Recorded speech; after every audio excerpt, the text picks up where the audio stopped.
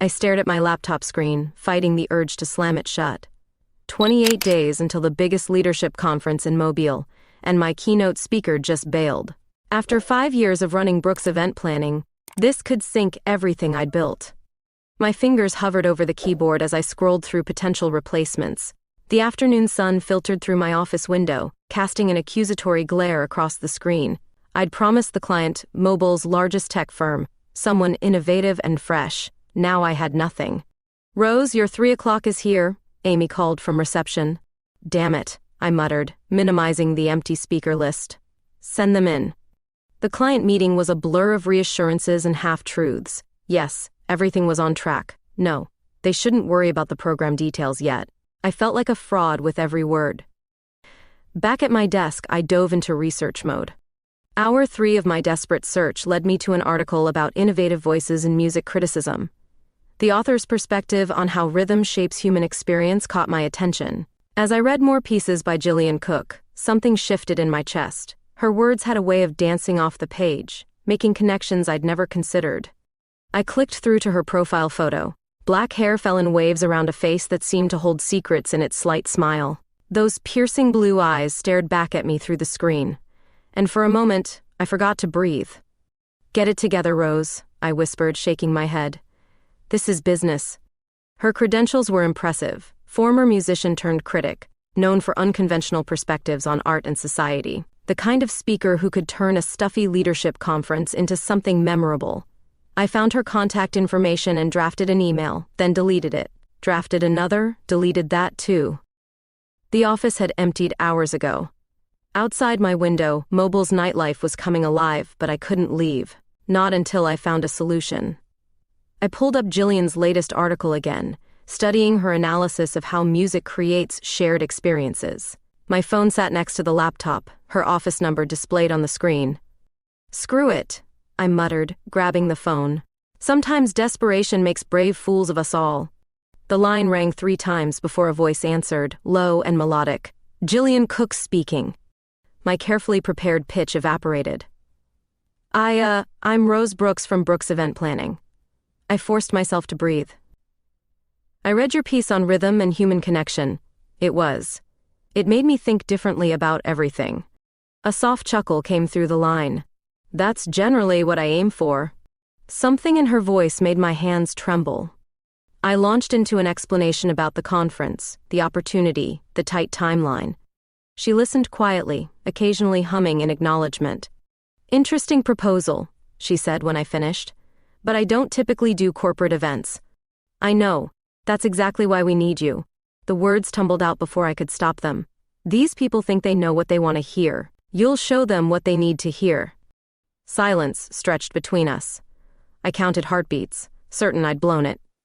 "Send me the details," she finally said. "I'll think about it." After hanging up, I sat in my darkened office, staring at her photo again. Something about this felt different, dangerous even. But I couldn't afford to worry about that now. I had 28 days to pull off a miracle, and Gillian Cook might be my only hope. The reply came just as I was packing up to leave. 2 words that would change everything. "I'm in." The mid-morning sun cast long shadows through Gothic Records' dusty windows. I'd come seeking refuge from event planning chaos, hoping the familiar smell of vinyl would calm my nerves. 3 weeks until the conference, and though Gillian had agreed to speak, we still needed to meet in person to discuss details. The bell chimed as I pushed through the heavy door. Tom, the elderly owner, nodded from behind the counter. He knew my routine, straight to the jazz section, then classical, finally contemporary. Today, something pulled me toward the vintage collection instead. I ran my fingers along the worn album spines, breathing in decades of musical history. A flash of movement caught my eye, someone reaching for the same record I'd spotted. Our hands brushed, and I looked up into familiar blue eyes. "Gillian?" The name escaped before I could stop it. She smiled, that same secretive smile from her photo. "Rose Brooks, seems we have similar taste." Her fingers lingered on the album cover, a rare pressing of Nina Simone's Wild is the Wind. "I didn't expect to find you here," I managed, trying to ignore how the dim light caught the angles of her face. "Best record store in Mobile." I always visit when I'm scouting speaking engagements. She pulled the album from the shelf. You know this one? I nodded. The arrangement on Lilac Wine is haunting. Most people go straight for the title track. Her eyes lit up. But Lilac Wine, that's where the real story lives. We spent the next hour pulling albums, sharing stories. She knew the history behind every recording, the secrets hidden in liner notes. I found myself drawn closer, captivated by her passion. Coffee? She suggested as Tom began flipping the open sign. We should probably discuss the conference anyway. The cafe across the street was nearly empty. We claimed a corner table, the vinyl record between us like a shared secret. Her fingers traced the album art as she spoke about her ideas for the keynote. Music teaches us about leadership better than any business book, she said, leaning forward. It's about rhythm, timing, knowing when to lead and when to follow. I watched her hands move as she talked, elegant and expressive. The afternoon light played across her face, and something shifted in my chest. This wasn't just professional anymore. You're staring, she said softly. You're fascinating. The words slipped out before I could catch them. She held my gaze for a long moment. Then, slowly, deliberately, she reached across the table and touched my hand. Electric warmth spread through my fingers. We should probably keep things professional, I whispered, not moving my hand. Probably, she agreed, but her thumb traced circles on my palm. The cafe had emptied around us. Outside, streetlights flickered on. We'd been talking for hours, the conference all but forgotten. Come back to my place, she said suddenly. I have a better sound system. We should hear this album properly. Every professional instinct screamed to decline.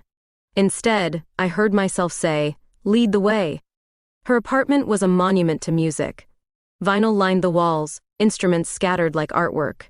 The sound system dominated one corner, gleaming in the dim light. The needle dropped. Nina's voice filled the room, rich and smoky. Jillian held out her hand. Dance with me? We swayed together, the space between us charged with possibility. Her hand rested on my waist, steady and sure. As Nina sang about love's wild winds, Jillian's lips found mine. Soft at first, then deeper, more urgent. The record spun forgotten, as we lost ourselves in a different kind of rhythm. Later, as moonlight spilled through her windows, reality crept back in. The conference, I murmured against her shoulder. We'll figure it out, she whispered, pulling me closer. I knew this would complicate everything. But as Nina's voice faded into the night, I couldn't bring myself to care. Some rhythms, once started, are impossible to resist. The days following our vinyl shop encounter blurred together in a haze of planning meetings and stolen glances. Professional boundaries became increasingly difficult to maintain as Jillian and I worked through conference details in my office. The stage layout needs adjusting, she said, leaning over my desk to study the floor plan. Her perfume, subtle notes of jasmine, made it hard to focus. The current setup creates too much distance from the audience. We can move things around, I replied, trying to ignore how close she was. The tech team is flexible. Our fingers brushed as we reached for the same document. The simple contact sent electricity through my arm. These moments kept happening. Small touches, lingering looks, words heavy with double meanings. Late-night calls about speaker requirements turned into hours-long conversations. We discussed everything except what was growing between us. The conference served as a convenient shield, a professional excuse for our increasing contact. What do you think about dinner tomorrow? Jillian asked during one midnight call. To discuss the multimedia elements. We both knew the multimedia aspects had been finalized days ago. 7 o'clock? I suggested, heart racing. That new place on Dauphin Street? The restaurant was intimate, tucked away from Mobile's main tourist areas. Jillian arrived in a black dress that made my breath catch. The maitre d' led us to a corner table, candlelight dancing across her features. No conference talk, she declared, ordering wine. Tell me about Rose Brooks instead. Hours slipped by as we shared stories. She spoke about growing up in Seattle, her journey from musician to critic. I told her about building my business from scratch, the challenges of being a woman in the corporate world. You're remarkable, she said softly, reaching across the table. Her fingers intertwined with mine, sending warmth through my chest. The waiter's arrival broke the moment. Outside, rain had started falling, casting a gentle rhythm against the windows. Jillian insisted on driving me home, her car filling with the same charged silence that had followed us all evening. She walked me to my door, lingering, raindrops caught in her black hair like stars. "We should review the schedule tomorrow," she murmured, stepping closer. "Definitely," I breathed, knowing neither of us cared about schedules anymore. Her kiss tasted like wine and possibility. I pulled her inside out of the rain. Professional pretense dissolved as her hands traced paths along my skin. The storm outside matched our urgency, thunder drowning out soft sighs. Morning brought complexity back. Sunlight streamed through my bedroom window as I watched her dress for an early meeting. The sight of her wearing one of my shirts stirred something deep in my chest. "This complicates things," she said, catching my reflection in the mirror. "Everything worth doing does." She smiled, that secretive smile I'd first seen in her photo. "I'll see you at the venue walkthrough later." The empty office felt different that morning. Amy noticed my distraction but didn't comment. The hours until the walkthrough crawled by, filled with client calls I barely remembered. The venue manager droned on about lighting requirements, while Jillian and I maintained professional distance. But when he turned to check the sound system, she pulled me into a hidden alcove. "We're being reckless," I whispered against her lips. "Completely," she agreed, deepening the kiss.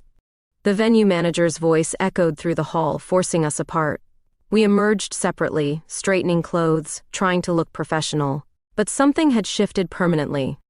That night, alone in my apartment, I stared at the conference timeline on my laptop. 2 weeks left. The professional part of my brain screamed about risks, about mixing business with pleasure. The rest of me remembered the taste of her kisses, the sound of her laugh, the way she made the world feel alive with possibility. My phone lit up with a message from her. "Thinking about you." 3 simple words that complicated everything. I typed back same. Then added, "Conference prep tomorrow?" Her reply came quickly. "Your office. Early?" We both knew work would be the last thing on our minds. The conference was becoming an elaborate dance, a professional framework for something far more personal. And despite every rational argument against it, I couldn't wait for morning. The conference preparations had reached a fever pitch, but tonight was different.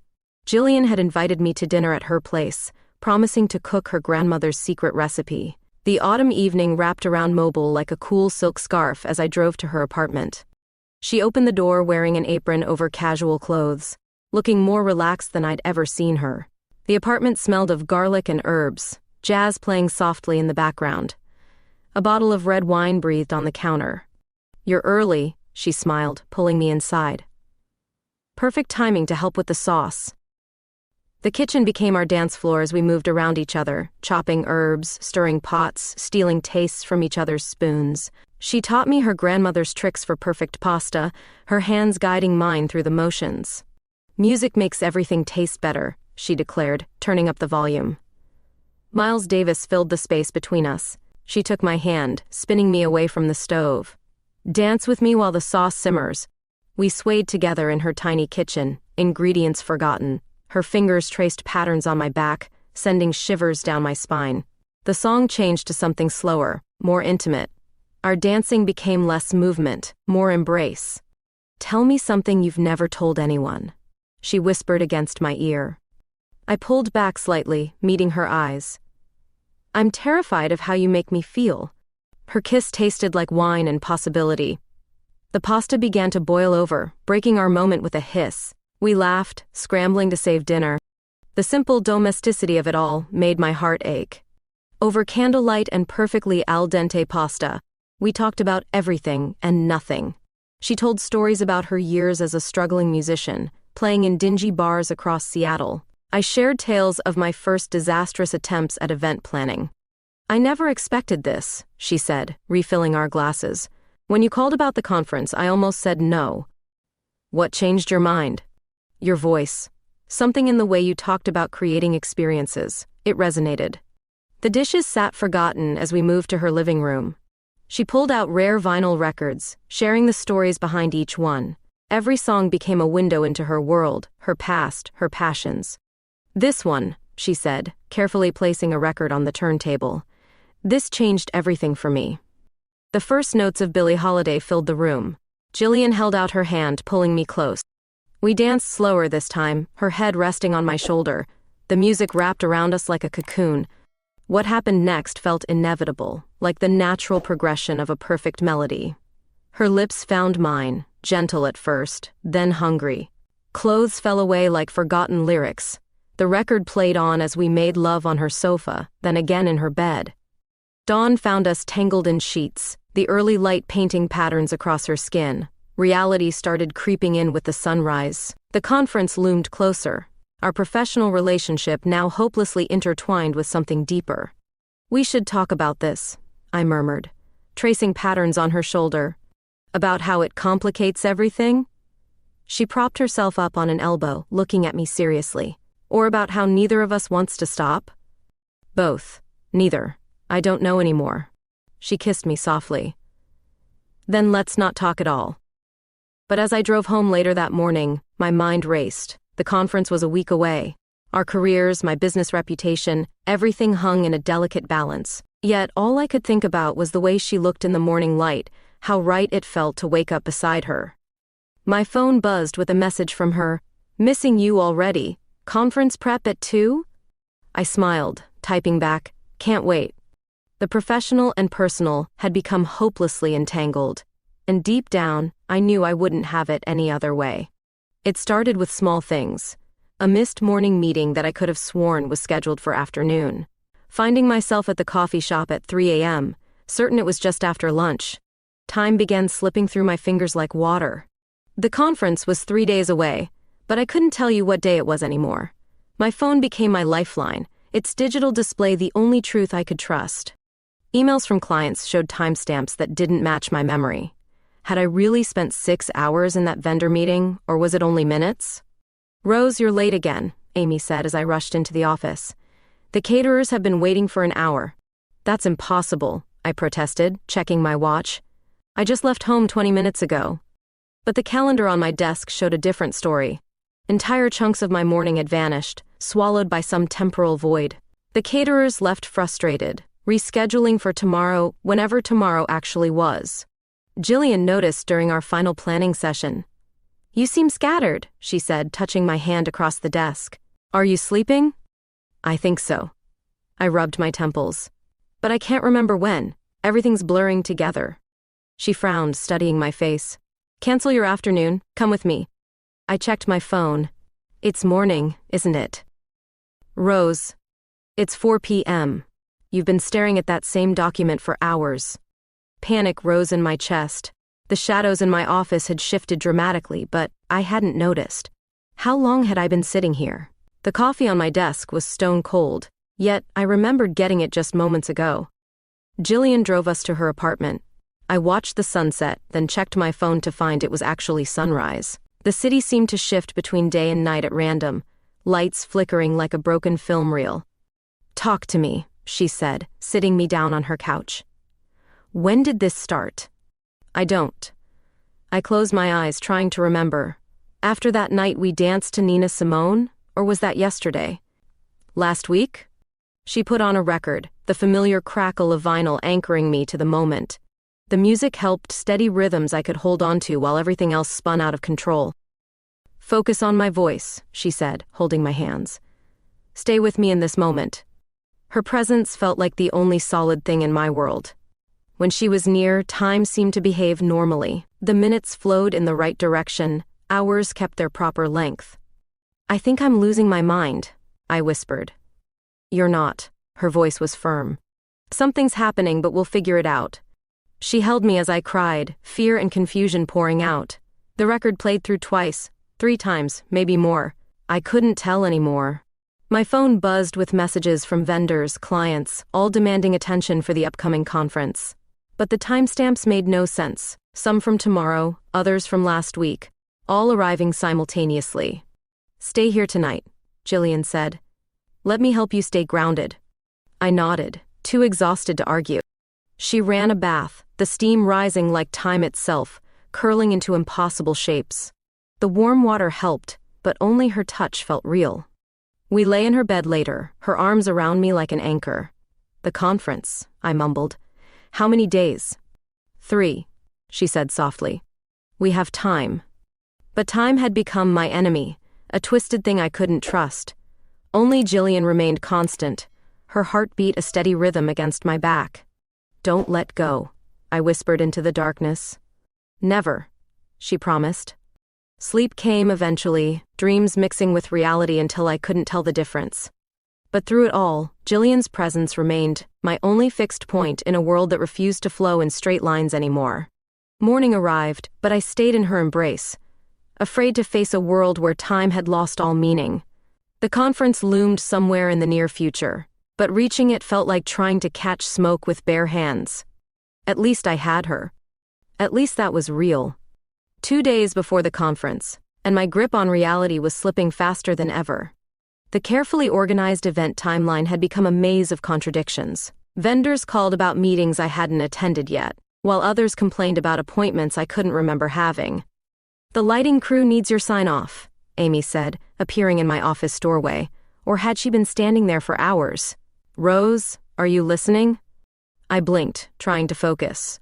The documents on my desk seemed to shift and change when I wasn't looking directly at them. "What time is it?" 3:30. The same time it was when you asked 5 minutes ago. But it couldn't be. I'd just watched the morning sun rise through my office window. Now shadows stretched long across the floor, and I had no memory of the hours between. My phone rang, Dr. Harrison's office. I'd apparently missed 3 appointments I didn't remember scheduling. The receptionist's voice sounded concerned as she offered another slot for tomorrow. "Yes," I agreed, though I had no confidence in my ability to make it there. "Tomorrow at..." "What time did you say?" Jillian found me still at my desk when evening fell, though I could have sworn she just left for lunch. "You haven't moved since I left," she said softly. "Have you eaten?" "I just had coffee." I gestured to an empty cup that looked ancient, dust gathering on its rim. She pulled me to my feet, steadying me when the room spun.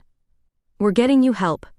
The medical center was a blur of white walls and concerned faces, blood tests, brain scans, endless questions about sleep patterns and stress levels. The doctor's words floated past me. "All results normal. Possibly stress-induced temporal disorientation." Jillian's hand remained steady in mine throughout.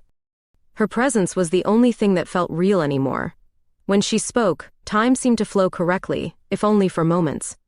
"Move in with me," she said as we left the hospital. "Just until the conference is over, you shouldn't be alone like this." I wanted to argue, to maintain some semblance of independence. But the thought of facing another night alone in my time-twisted world terrified me. "Okay." Her apartment became my sanctuary. She created a schedule, marking every hour with activities we could do together. The rhythm of shared meals, shared music, shared silence helped anchor me. But even there, time played its tricks. I'd blink during breakfast and find myself in the middle of dinner. Start a sentence in daylight, finish it under stars. Only Jillian's touch remained constant, real, immediate. "Tell me what you're experiencing," she whispered one night. "Everything's wrong," I tried to explain. "Time isn't linear anymore. It's like trying to walk through water, but the current keeps changing direction." She held me closer. "Focus on my heartbeat. Count the seconds with me." We lay there, counting together, until the world settled briefly into its proper rhythm. But as soon as she fell asleep, time began to slip again. I watched the clock on her bedside table spin wildly, forward, backward, stopping completely before lurching ahead. The conference loomed closer, or maybe it was moving further away. I couldn't tell anymore. Client emails blurred together, timestamps meaningless. Only Jillian's careful organization kept things moving forward. "We'll get through this," she promised, though I could see the worry in her eyes. "Whatever's happening, we'll face it together." I clung to her words like a lifeline. In a world where time had become my enemy, her love was the only constant I had left. But even that certainty was tinged with fear that this temporal chaos would eventually drive her away. The conference was tomorrow, or today, or next week. I checked my phone again, trying to ground myself in reality. 2 days. We had 2 days to pull everything together, assuming time decided to behave itself. "Stay with me," I whispered into the darkness. Her arms tightened around me. Always, but in my twisted perception of time, always had become a relative term. and the conference, my biggest event of the year, was rushing toward us like a runaway train, while I could barely keep track of the hours in a day. The conference morning arrived in fragments. One moment I was in bed with Jillian, the next standing at the venue entrance with no memory of getting dressed or driving there. Time slipped through my fingers like water as I tried to coordinate the setup. "The speakers aren't working," a technician called out. Or had he been telling me this for hours? The sound check became a nightmare of temporal loops. Each test seemed to happen both before and after itself. Jillian found me in the green room, staring at schedule printouts that kept rearranging themselves before my eyes. "Rose," she said softly, touching my shoulder. "When did you last eat?" I just had. But I couldn't remember. The coffee cup in my hand was ice cold, though I could have sworn I'd just gotten it. The room spun slightly, reality bending at the edges. "The caterers are in the wrong location," Amy's voice crackled through my earpiece. "And the CEO wants to meet about the schedule changes." What schedule changes? I hadn't authorized any changes, had I? The next hour, or was it minutes, passed in a blur of crisis management. The lighting rig needed adjusting, the registration system crashed, and somewhere in the chaos, I lost track of Jillian. Then suddenly, impossibly, it was 5 minutes until the opening remarks. The ballroom filled with executives while I stood backstage, trying to remember if I'd introduced Jillian to the tech team or if that was happening tomorrow. "Ladies and gentlemen," the MC began, his voice echoing through speakers that I thought weren't working yet. Time fractured around me like broken glass.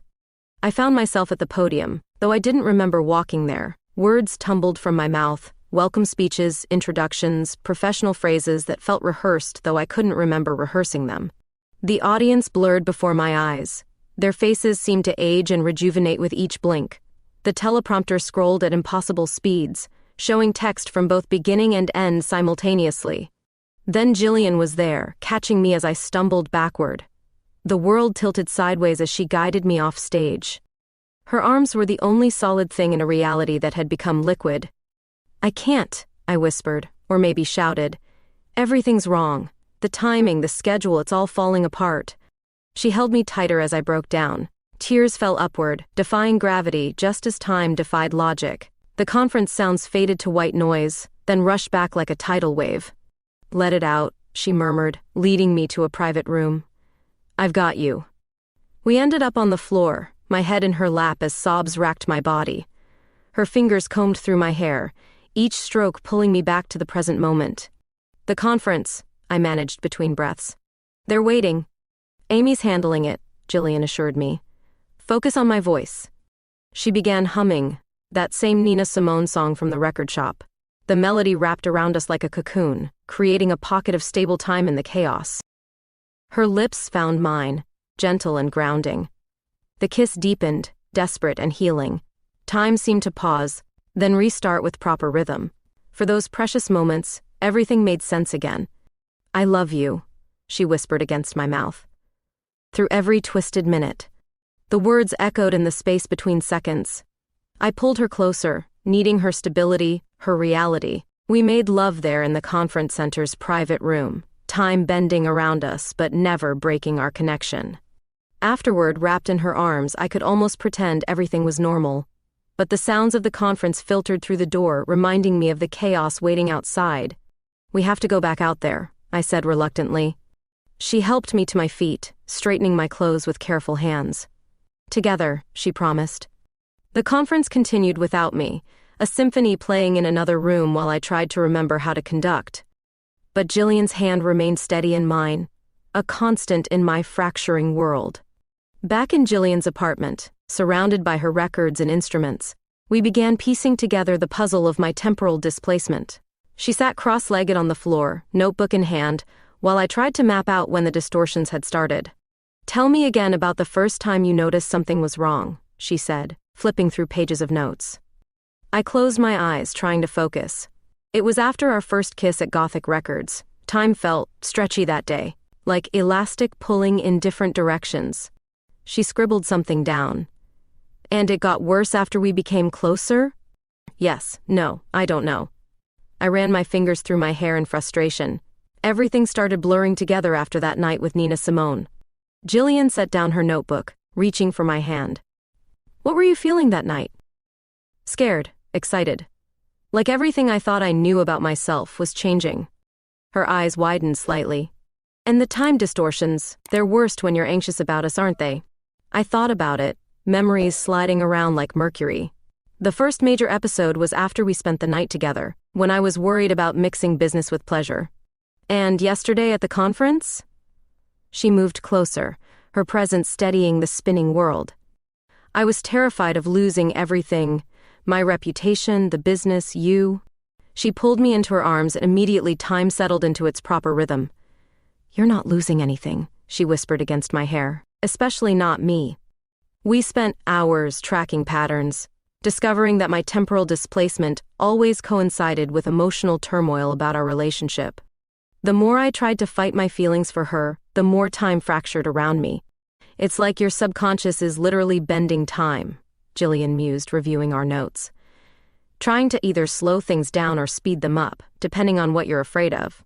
The theory made a strange kind of sense. Time had become most unstable when I was fighting my feelings, trying to maintain professional distance, or fearing the consequences of our relationship. So what's the solution? I asked, watching the clock on her wall tick normally for the first time in days. She set aside the notebook and pulled me close. Stop fighting it. Stop trying to control everything. Let yourself feel what you feel. Her kiss was gentle, grounding. The world held steady around us, time flowing smooth as honey. When we made love, each moment followed the next in perfect sequence, no jumps or gaps or temporal confusion. Afterward, wrapped in her sheets and the warm certainty of her arms, I could feel time behaving normally. The ghost of anxiety tried to creep in, thoughts about work, about what people might think. But Jillian's soft breathing against my neck anchored me to the present. I love you, I whispered, testing the words I'd been too afraid to say. She propped herself up on one elbow, smiling down at me. I know. I've been waiting for you to catch up to that reality. The clock ticked steadily on her nightstand. Outside, the world moved in its proper sequence. Cars passing, birds singing their evening songs, the sun setting in gradual degrees. What happens now? I asked, tracing patterns on her skin. Now we stop pretending this is just about business. Stop worrying about what anyone else thinks. She kissed me softly. The conference proved you can still be professional even when time itself is breaking. Maybe it's time to trust yourself. She was right. The more I'd tried to deny my feelings, the more reality had twisted itself trying to accommodate the lie. Acceptance brought stability, not just to time, but to everything. Stay with me tonight? She asked, though we both knew I hadn't slept in my own bed for days. Tonight, tomorrow. As long as you'll have me. The world settled into its proper rhythm around us, time flowing smooth and steady like the vinyl records that had brought us together. Outside her window, Mobile continued its normal patterns, unaware that love had been literally bending time just blocks away.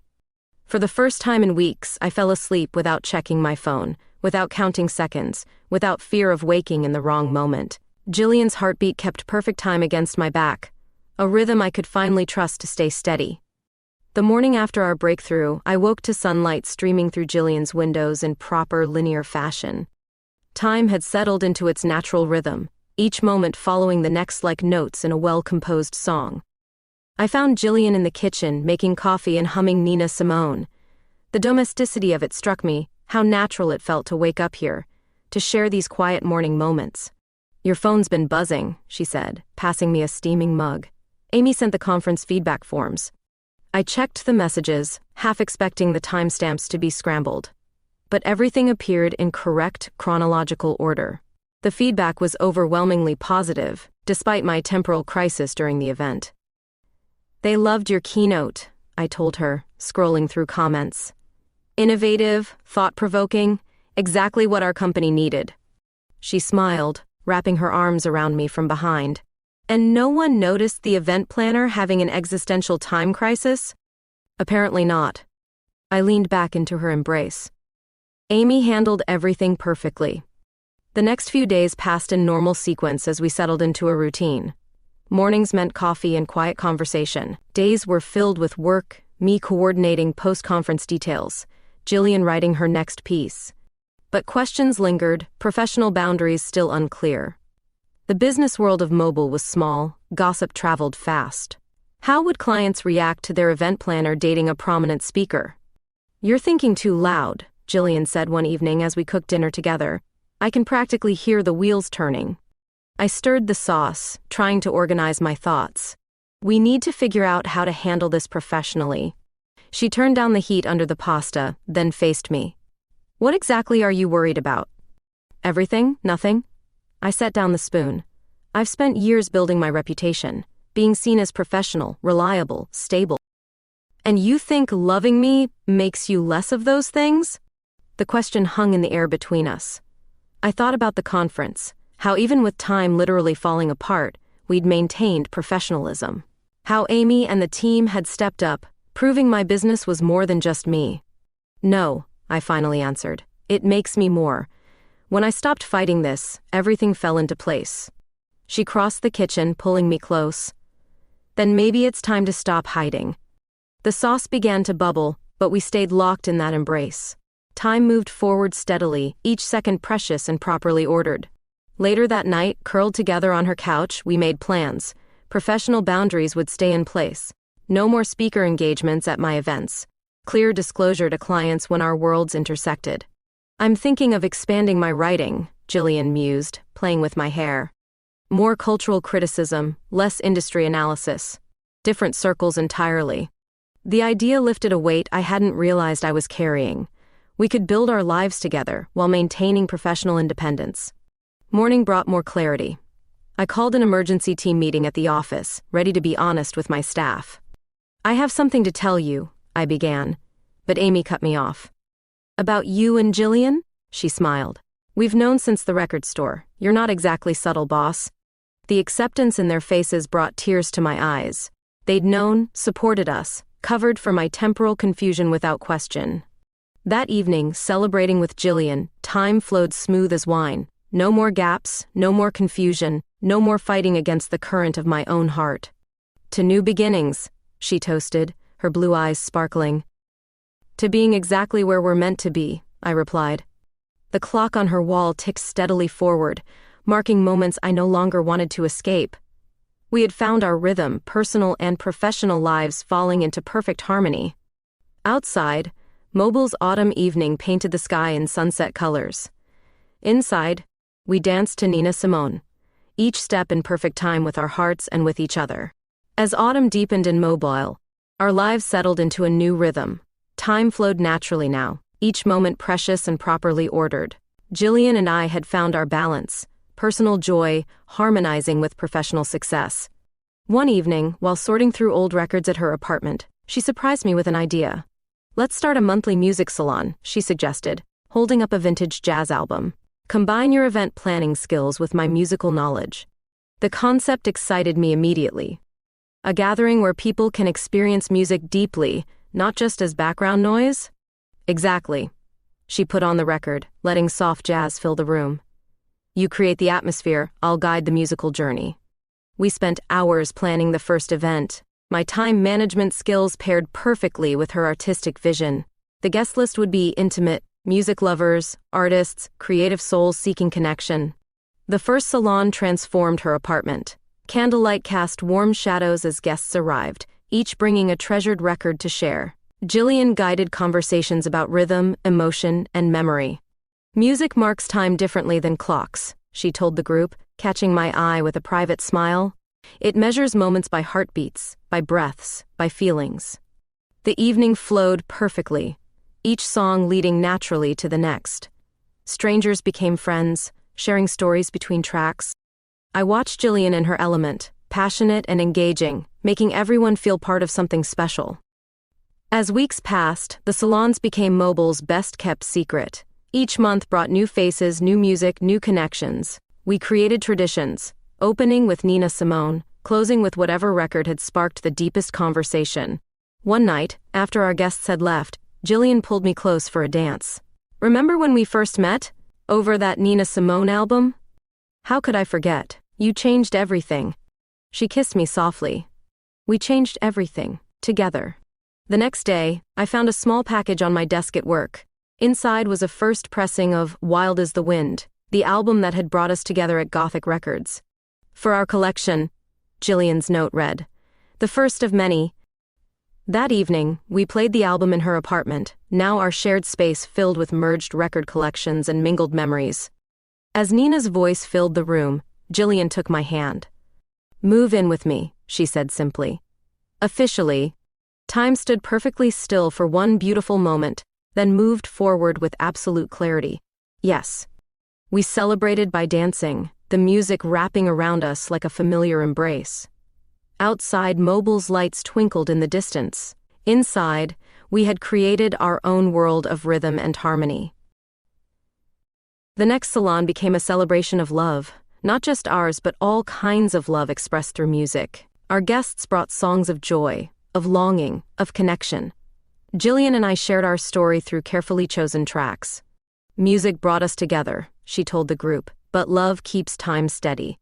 Later that night, wrapped in quiet darkness, we planned our future.